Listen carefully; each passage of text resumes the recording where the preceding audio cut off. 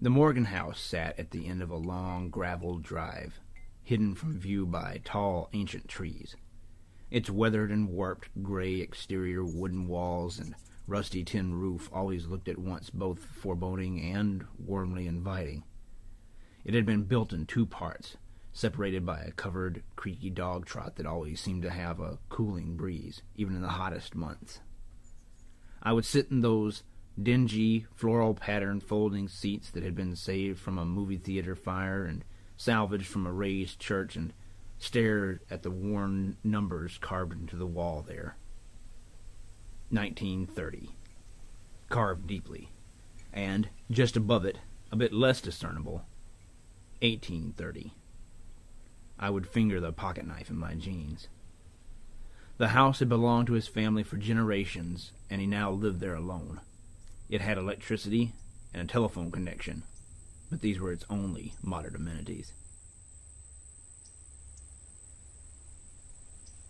The loud, startling pounding on the back storm door would alert us that he had arrived. He would visit on Monday or Tuesday evenings, and the open door would reveal him standing there with two items in his hands: his wooden cane, his door-knocking instrument, and the Sunday edition of the Commercial Appeal.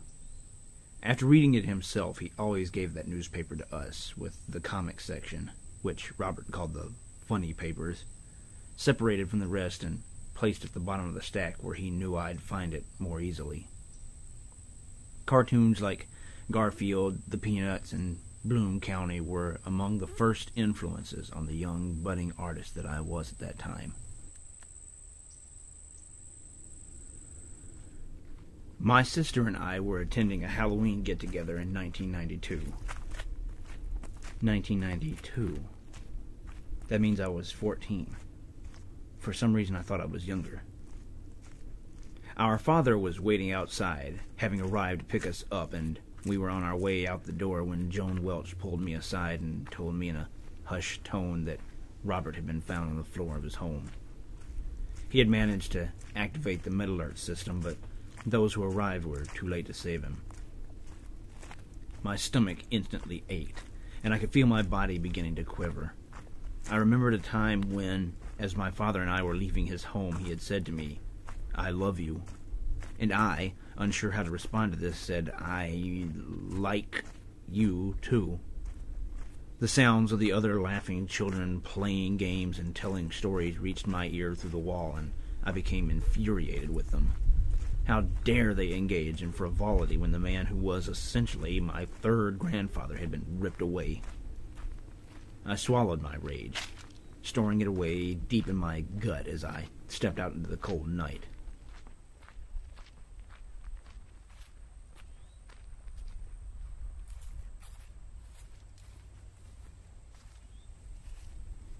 We were 15 or 16 years old. Patrick and Stephen rode over on Stephen's four-wheeler and stopped by to visit me. When living in as rural an area as we did, one of the main sources of outdoor entertainment is to walk the surrounding tree-lined wide expanses of fields, alternately used as cow pastures and for crops, while telling stories of school, naming the girls we found interesting, and talking about future life plans. As we walked that day, we eventually happened upon Robert's land and the house, abandoned now except for occasional visits by the husband of Robert's niece. It was a hot day, a Tennessee summer, and all of our throats were parched. I don't recall who suggested that we get a drink from the well, but I do remember feeling some initial apprehension and not understanding particularly why. The place was empty, and no one was using this well on any kind of regular basis, yet it still felt to me that this was Robert's property, and that we had neither his permission to use it nor any way of procuring it. I overruled my fears, however, in order to join in what seemed was going to happen with or without me as Patrick and Stephen pondered the pulley mechanism.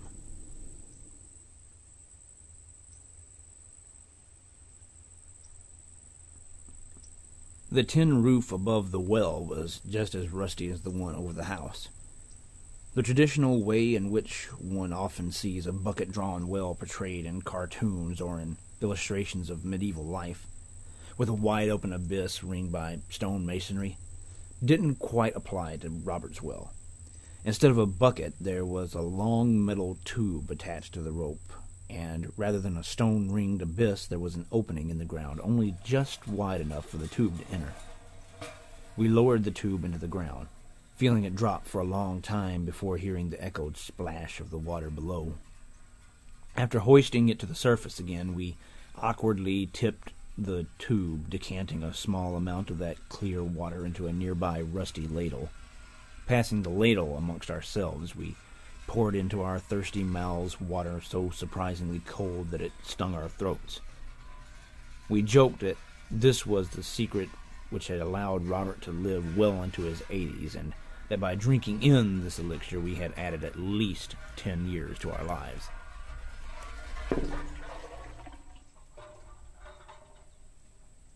That would be when I noticed the small metal loop that hung from the bottom of the tube. All apprehension had left me at this point, so I reached down, wrapped my hand around the loop, and pulled it downward. Suddenly the entire contents of that container gushed out of the bottom, spilling the water in one swift moment. The ground became instantly drenched, the beige dirt turning a dark brown as the water spread rapidly and sloshed onto our shoes. I stared momentarily at the disarray at my feet in the shadow of that looming, dark, empty house, and suddenly I was a child again. That twisted house, the witness of my violation of Robert's trust. The three of us screamed and dashed away to escape the reproachful stare of the Morgan home.